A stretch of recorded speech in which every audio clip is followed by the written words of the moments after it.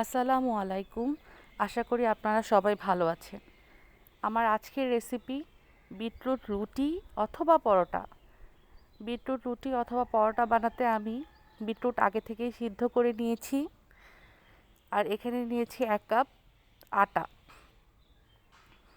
আমরা সাধারণভাবে যেভাবে রুটি বানাই সেভাবেই একটা ডো তৈরি করে নিব। আমি দিয়ে দিয়েছি সামান্য লবণ আর বিটরুটটা সিদ্ধ করে ব্লেন্ড করে নিয়েছি। এখন বিটরুটের সাথে আটা একসাথে মেখে একটা ডো তৈরি করে নিব।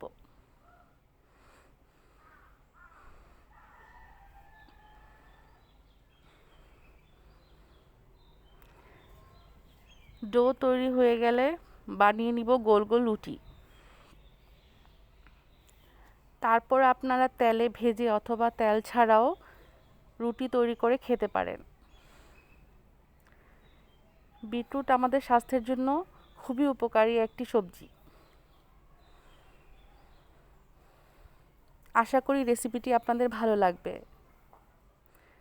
যদি ভালো লাগে তাহলে অবশ্যই কমেন্ট করে জানাবেন।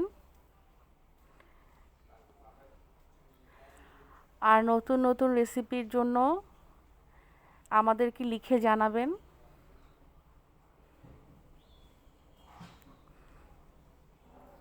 ধন্যবাদ। সবাই ভালো থাকবেন।